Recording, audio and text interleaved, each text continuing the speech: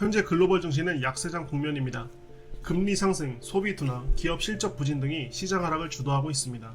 S&P 500은 주요 지지선을 이탈하며 하방 압력이 커지고 있습니다. 변동성 지수 상승과 채권 시장 불안정성이 투자 심리를 위축시키고 있습니다.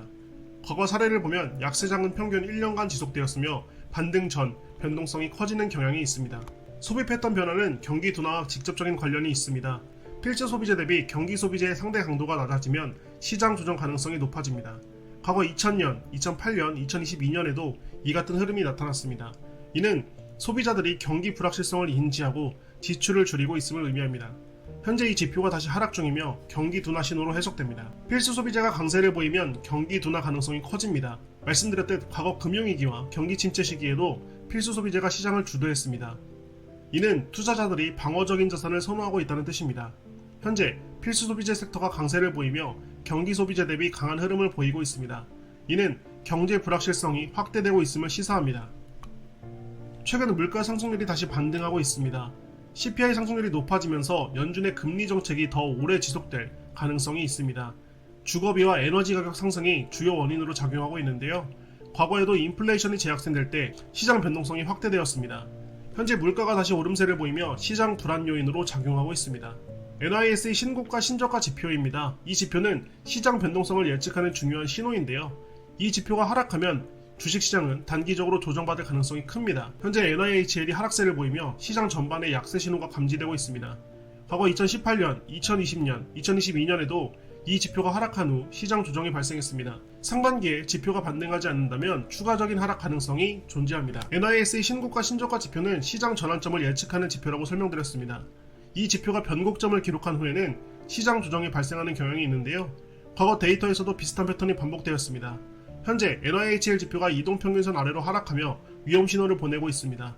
이는 시장이 추가적인 조정을 받을 가능성을 시사합니다. 현재 S&P 500의 선행 주가 수익 비율이 21.8까지 상승했습니다.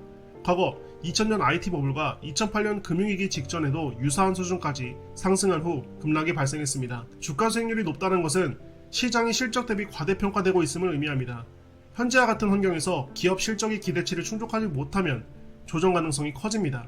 시장은 높은 밸류에이션 부담을 안고 있으며 향후 실적 발표가 중요해지고 있습니다. 2025년 미국 국채 만기가 9.1조 달러로 사상 최대 규모를 기록하고 있습니다. 정부가 부채를 상환하지 못하면 금융시장에 충격을 줄 가능성이 높은데요. 과거 2011년, 2018년에도 국채 부담이 커지면서 시장 변동성이 확대되었습니다. 채권 시장이 불안정하면 금리가 상승하고 이는 주식시장에 부정적인 영향을 미칠 수 있습니다. 향후 연준과 정부의 대응이 중요한 변수로 작용하는 부분이라고 보시면 좋을 것 같습니다. 과거 금융위기와 시장 조정 패턴을 분석하면 일정한 흐름이 반복됩니다. 2008년 금융위기부터 2020년 코로나 팬데믹 당시 시장은 급락 후 강한 반등을 보였습니다. 각 위기 때마다 연준의 금리 정책이 시장 회복을 결정짓는 중요한 요인이었습니다. 현재 상황도 과거 사례와 유사하게 진행되고 있으며 중앙은행의 정책 변화가 중요한 역할을 할 것입니다. 시장 사이클을 고려할 때 단기 조정 후 중장기 반등 가능성이 존재하는데요. 이 부분도 트럼프 행정부에서 알고 있으며 금리 인하 압박을 지속적으로 주고 있는 것으로 보여지고 있습니다. 최근 고위험 자산이 급락하며 시장 전반에 위험 신호가 감지되고 있습니다. 비트코인, 고성장 기술주, 스펙, 밈 주식이 큰 낙폭을 보이고 있습니다. 특히 금리 상승과 유동성 축소가 이러한 자산의 하락을 촉진하고 있습니다. 과거 2000년, 2008년에도 고위험 자산이 먼저 하락한 후 시장 전체가 조정을 받았습니다. 현재 시장에서도 동일한 흐름이 나타나고 있으며 변동성이 확대될 가능성이 큽니다. 미국의 2025년 1분기 GDP 성장률이 1.5%로 상향 조정되었습니다. 이는 이전 전망보다 높은 수치이며 경제 회복 기대감을 반영하고 있습니다. 그러나 여전히 낮은 성장률이며 인플레이션과 금리 정책이 중요한 변수로 작용할 것입니다. 기업 실적과 소비 지표가 향후 경기 흐름을 결정할 핵심 요소가 될 것입니다. 시장 변동성이 지속되는 가운데 경제 지표에 대한 면밀한 분석이 필요한 시기입니다. 과거 데이터를 보면 1월에서 3월은 비교적 안정적인 상승 구간이었지만 2025년에는 예외적인 흐름이 나타나고 있습니다.